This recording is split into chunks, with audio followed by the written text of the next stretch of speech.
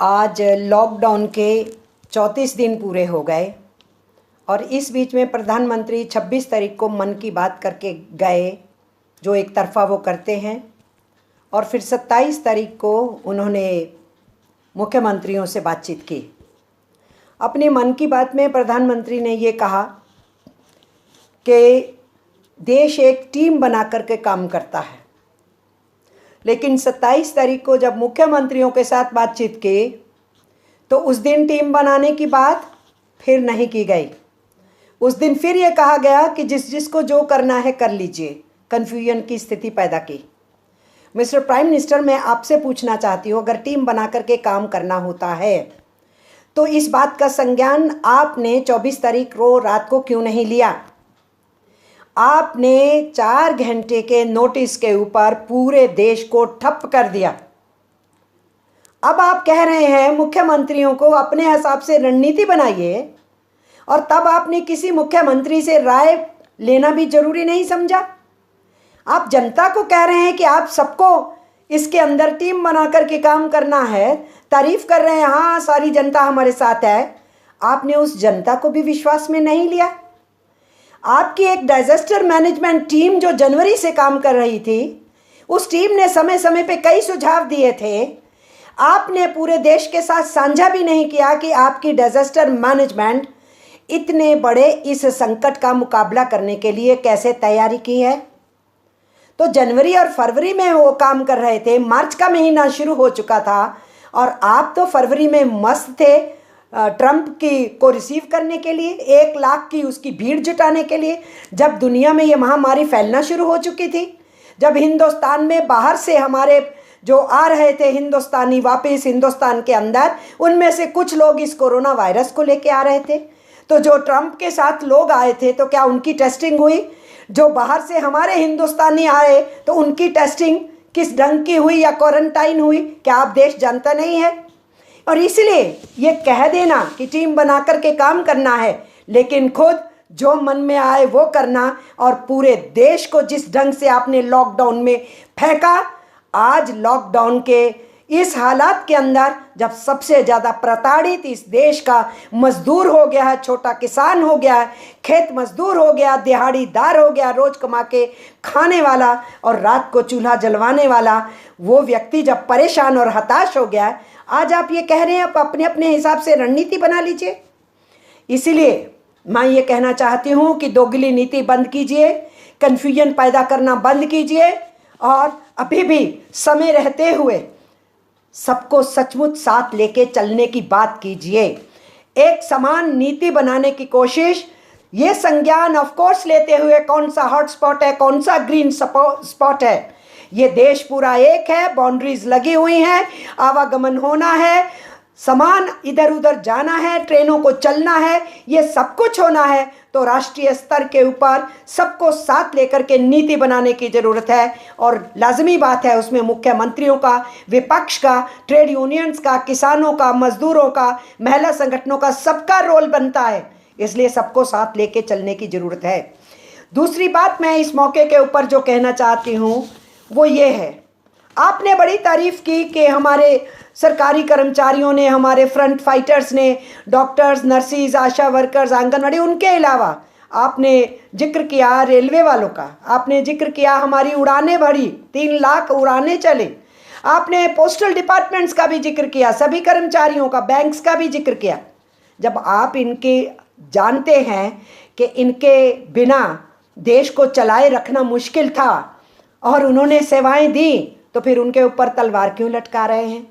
मेरी फिर से मांग है, मैं उन लोगों की मांग को दोहरा रही हूँ ट्रेड यूनियंस की तरफ से, जो आपने डियरेंस अलाउंस फ्रीज करने का निर्णय लिया है उसको रद्द कीजिए। जो आपने 48 लाख कर्मचारियों का ये डीए और लगभग 63 लाख पेंशनर्स का जो डियरेंस रिलीफ जिसको बोलते हैं डीआर, उसको आपने फ्रीज करने का निर्णय लिया, उसको रद्द कीजिए। आप कहते हैं कि सफाई कर्मचारियों ने बहुत बढ़िया काम किया, उस पर पुष्प वर्षा की लोगों ने। आपको मालूम है कि हमारे सफाई कर्मचारी गटर में उतरते हैं और मर जाते हैं, उनको कोई इक्विपमेंट नहीं है, कोई सरकारी इंतजाम उनके लिए नहीं है, क्योंकि वो सरकारी कर्मचारी ही नहीं होते, ठेके पे रखे जाते हैं।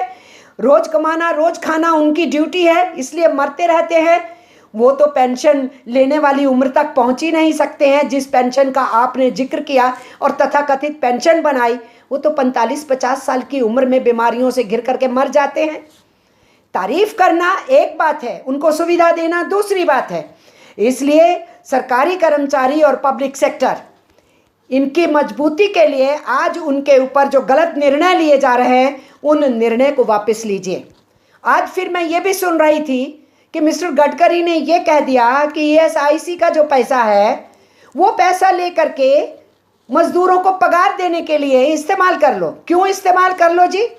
ESIC और PF का पैसा, ESIC का पैसा, PF का पैसा एम्प्लॉयर और एम्प्लॉय की शेयर से बनता है। उस कानून के तहत उसको मजदूर के लिए कहाँ खर्चा जाएगा वो तय है। वो पैसा उसी काम के लिए वहाँ खर्च होना चाहिए। इसलिए मैं कहना चाहती हूँ मिस्टर प्राइम मिनिस्टर, जब बहुत से देशों ने 8%, 9%, 10% GDP का शेयर दिया है कोविड-19 से फाइट करने का, तो हिंदुस्तान का सिर्फ 1% से भी कम शेयर क्यों है GDP के लिए? इसलिए मैं आज फिर कहती हूँ, जो बड़ा सेक्टर है वो पगार दे, रिट्रेंचमेंट नहीं करे, लेकिन जो MSME है सरकार क्यों नहीं उनका वेतन दे सकती? मजदूर के पैसे के ऊपर उनकी नज़र क्यों है? अगर आप चाहें तो 3 महीने के लिए सरकार को अपने इस कोविड-19 के कहर से जूझने के लिए जो पैसा इकट्ठा हो रहा है उसमें से पैसा दिया जाना चाहिए। मैं नहीं कह रही कि MSMEs के ऊपर बोझ डाला जाए, मैं ये कह रही हूँ मजदूरों को 3 महीने 4 महीने जो पगार देनी पड़े आप उस फंड में से दीजिए, और उस फंड को मजदूरों के पैसों से इकट्ठा करने की और कर्मचारियों के पैसों से इकट्ठा करने की आप कोशिश कर रहे हैं, जो कि पहले ही 1 दिन की अपनी पगार दे चुके हैं। और PM केयर फंड की जवाबदेही क्या है? जो PM रिलीफ फंड था वो तो पार्लियामेंट को जवाब देता, उसकी तो ऑडिटिंग होती थी, उसमें तो अपोजिशन लीडर भी थे उस बॉडी में, लेकिन PM केयर्स में तो प्राइम मिनिस्टर चेयरपर्सन है और कुछ मेंबर हैं, वो ट्रस्ट है, उसके ऊपर तो CAG को भी कोई हक नहीं उसकी ऑडिटिंग करने का। और आप पैसा इकट्ठा कर रहे हैं और देश को बताएंगे भी नहीं, और फिर जनता से ही मूठना चाहते हैं आप। कहाँ हैं आपके दोस्त? वो मित्र आपके धन कुबेर कहाँ हैं? अरबोंपति खरबोंपति विदेशी यात्राओं के दौरान आप उनके लिए बिजनेस बटोर करके लाते हैं, वो हमारे सरकारी बैंकों से पैसा उठाते हैं, वापस नहीं करते हैं, उनमें से कुछ देश छोड़ करके भाग जाते हैं, और आप उनको अभी भी कंसेशन पे कंसेशन दे रहे हैं, उनकी टैक्स की जो है वो कटौती कर रहे हैं, उनका वेल्थ टैक्स आप माफ़ कर चुके हैं। तो उन धन कुबेरों को आप कब इस्तेमाल करेंगे? उनकी थैलियां कब खुलेंगी? इसलिए कर्मचारियों पे हमला बंद कीजिए, MSMEs को पैकेज दीजिए, किसान की तरफ मुंह देखिए, FCI के गोदाम खोलिए। अनाज सड़ना शुरू हो गया है, बारिश आ गई है, भीगना शुरू हो गया है, और जो रबी की फसल किसान उठा रहे हैं उनके लिए मंडियों में जगह नहीं है।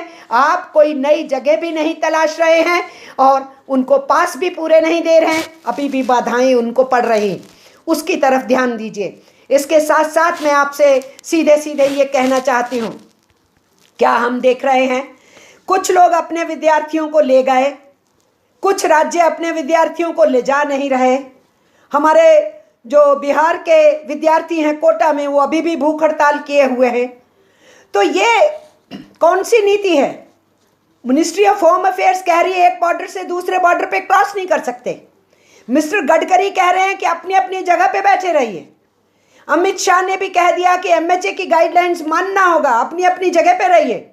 और कुछ मुख्यमंत्री हैं कि बसें भेज रहे हैं और ट्रांसपोर्ट कर रहे हैं। और हमने देखा हरियाणा से लोगों को उत्तर प्रदेश और उत्तराखंड भेजा गया, उत्तर प्रदेश से कुछ को महाराष्ट्र भेजा गया और उत्तराखंड भेजा गया, हिमाचल से कश्मीर भेजा गया, हरियाणा से हिमाचल भेजा गया, वो सब भी चल रहा है। और कुछ मुख्यमंत्री कह रहे हैं कि सरकार हमको इजाज़त नहीं दे रही है, बॉर्डर्स बंद किए जाएंगे, और दिल्ली और हरियाणा का बॉर्डर सील कर दिया आपकी हरियाणा की सरकार ने। तो ये डबल नीति क्यों चल रही है?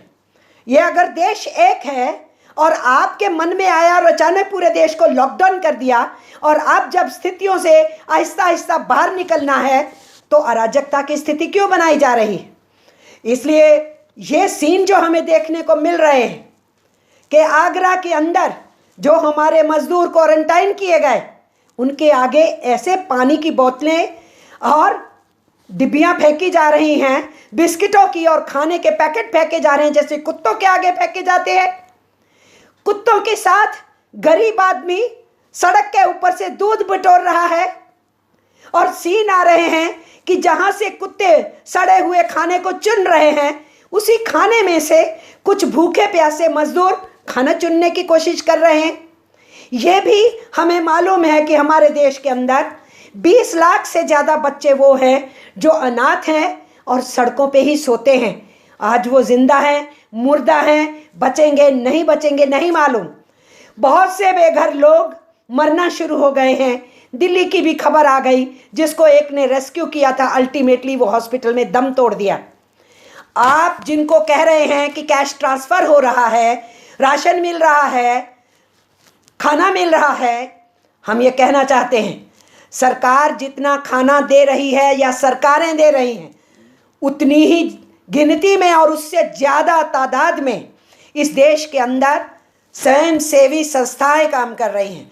मजदूर और किसान लगे हुए हैं, विद्यार्थी नौजवान लगे हैं, महिलाएं लगी हुई हैं और धार्मिक संस्थान लगे हुए हैं। सरकार के पैसे से नहीं, ये लोग पैसा इकट्ठा कर रहे हैं। इंडिविजुअल्स लगे हुए हैं जो खाना खिला रहे हैं, लाखों की गिनती के अंदर ये खाना खिला रहे हैं। तो सरकार कहाँ है? सरकार का रोल कहाँ है? हम ये कहना चाहेंगे। और इसीलिए लोग कोविड से मरेंगे कि भूख से मरेंगे, अगर ये प्रश्न खड़ा हो जाएगा, हमारा श्रमिक कुपोषण का शिकार हो जाएगा और आने वाले दिनों में भूख से होने वाली मौतें कोविड से होने वाली मौतों से कहीं ज़्यादा हो जाएंगी। और आज तो अभी मालूम भी नहीं, उसकी खबरें नहीं आ रही कि क्या क्या किया जा रहा है। आपने इन सब चीज़ों का संज्ञान लेते हुए जो हमारे श्रमिक हैं उनको भिजवाना चाहिए। जब विद्यार्थी जा पा रहे हैं, पिलग्रिम्स जा पा रहे हैं, कुछ जगहों पे मजदूरों को कुछ सरकारें पहल लेके भेज रही हैं, उसमें फिजिकल डिस्टेंसिंग को मेंटेन किया जा रहा है। तो जब क्वारंटाइन वाली जगहों पे फिजिकल डिस्टेंसिंग मेंटेन भी नहीं हो पा रही है, तो आप फिजिकल डिस्टेंसिंग के जरिए से उनको पहुंचाने का इंतज़ाम क्यों नहीं करते? जगह जगह ट्रकों में बुरी तरह से लदे हुए छुपे हुए मजदूरों के ट्रक पकड़ पकड़ के उनको आप जिन क्वारंटाइन में डाल रहे हैं, वहाँ भी कोई फिजिकल डिस्टेंसिंग नहीं और उनकी भूख प्यास का इंतज़ाम नहीं हो रहा है। तेलंगाना से हमको शिकायत आई कि खाना नहीं मिल रहा, दवाई नहीं मिल रही है। जगह जगह पे फंसे हुए मजदूरों की बहुत दुर्गत हो रही है, बहुत बुरी हालत हो रही है। इसलिए उनको पहुंचाने का इंतज़ाम होना चाहिए। अपनी रेलवे पे भरोसा कीजिए, रेलवे के अधिकारियों पे भरोसा कीजिए, उनसे बोलिए कि इंतज़ाम करना है, वो प्लान बनाएंगे और किस तरीके से मजदूरों को उनके घरों तक पहुंचाना है। क्योंकि काम के शुरू होने में कब होगा, कहाँ होगा, कैसे होगा, थोड़ा थोड़ा होगा तो उसी प्रदेश के मजदूरों के जरिए से होगा, वो चलता रहेगा। लेकिन जिनको घरों में पहुंच रहा है उनको घरों के अंदर पहुंचाने की बात की जानी चाहिए। आखिर में मैं एक बात फिर दोहराना चाहती हूँ मिस्टर प्राइम मिनिस्टर, आपसे फिर कहना चाहती हूँ, आप ऊपर बोलते रहते हो सबको साथ लेके चलिए, सब एक साथ चलेंगे, लेकिन आपके पार्टी के बड़े बड़े नेताओं को ये समझ नहीं आ रही है या कि उनकी सोच ही वही है, वो यही करते रहना चाहते हैं। आपके स्पोक्स पर्सन जो कर्नाटका के हैं मिस्टर हेगड़े, इतनी जहरीली ट्वीट्स वो देते हैं कि ट्वीट के जो हैंडलर्स हैं उन्होंने कहा कि हमने आपकी ट्वीट जो है ब्लॉक कर दी है, आप इसको हटाइए। वो बोलते हैं नहीं हटाऊंगा। आप संज्ञान ले रहे हो? आप तो इस कोविड के टाइम में विरोधियों को पकड़ करके जेलों में डालने के काम से रुक नहीं रहे।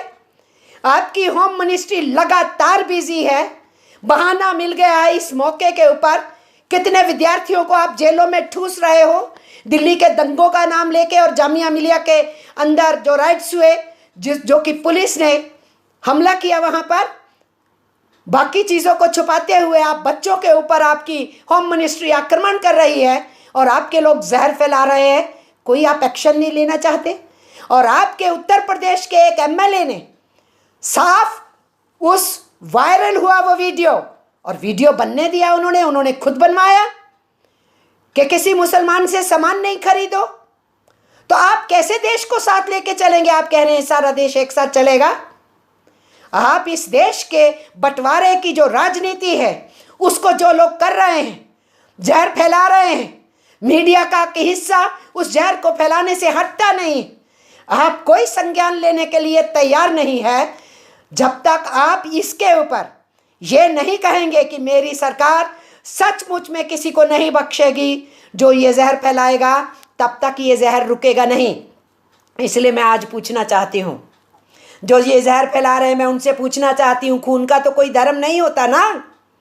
खून तो ब्लड ग्रुप के हिसाब से चढ़ाया जाता है एक्सीडेंट पेशेंट को, या ऑपरेशन के दौरान पे जब खून की जरूरत होती है। जब आप किडनी ट्रांसप्लांट कराते हैं, लीवर ट्रांसप्लांट कराते हैं, कोई ऑर्गन ट्रांसप्लांट कराते हैं, तब भी ब्लड ग्रुप के हिसाब से खून दिया जाता है। मुसलमान, हिंदू, सिख, ईसाई, बौद्ध, जैन, पारसी के हिसाब से नहीं दिया जाता है। और अब ब्लड का जो एक हिस्सा होता है प्लाज्मा, उससे डॉक्टर्स ने ट्रीटमेंट शुरू किया है। हालांकि कोई अभी तक कोई इंजेक्शन नहीं बना, दवाई नहीं बनी कोविड की, लेकिन ट्रीटमेंट में अभी प्लाज्मा का इस्तेमाल करना शुरू हुआ। तो जो कोरोना पॉजिटिव पाए गए हैं उनकी प्लाज्मा ही हेल्प करेगी। तो क्या अब आप पूछेंगे कि ये प्लाज्मा किसकी है? हिंदू की है, सिख की है, कि मुसलमान की है, कि तबलीगी की है? क्या पूछेंगे आप? कोई पूछेगा इस देश के अंदर उस ट्रीटमेंट के दौरान? क्योंकि प्लाज्मा भी जब स्टोर की जाएगी तो धर्म के आधार पे टैग नहीं लगा होता, ब्लड ग्रुप के हिसाब से टैग लगा होता है। कई बार एक ही फैमिली के किसी भी मेंबर का एक दूसरे के साथ ब्लड ग्रुप नहीं मिल रहा होता है, उनको बाहर से ब्लड ग्रुप देना पड़ता है। तो ऐसी स्थिति के अंदर जब मेडिकल साइंस इतना कुछ हमारे चक्षुओं को खोल करके बता रही है कि दुनिया में क्या होता है क्या नहीं, और घर परिवार में कोई बीमार होता है, ऑपरेशन की ज़रूरत पड़ती है, तो भी हमको मालूम है कि ब्लड ग्रुप या प्लाज्मा किसी धर्म के आधार पे नहीं होता है। विज्ञान का सत्य है कि वो शरीर के अंदर है और उसका एक ही रंग होता है।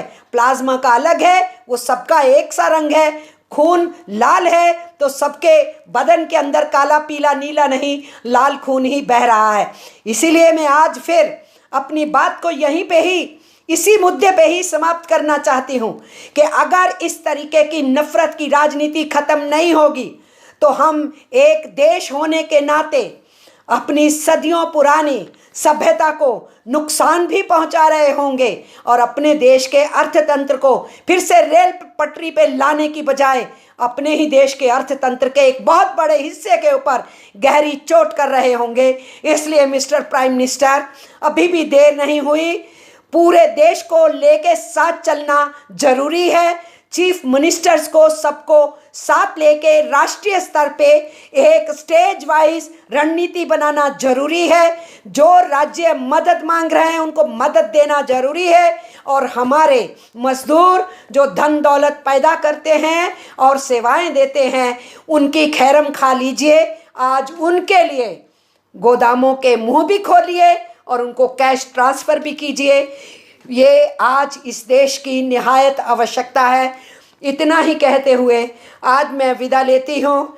मई दिवस आने वाला है, तो मई दिवस के मौके के ऊपर मैं आप आम आवाम के साथ मज़दूरों के इस अंतर्राष्ट्रीय दिवस पे फिर से अपनी बात कहने के लिए हाजिर होंगी। सत श्री अकाल, नमस्कार, आदाब, सलाम, जय हिंद।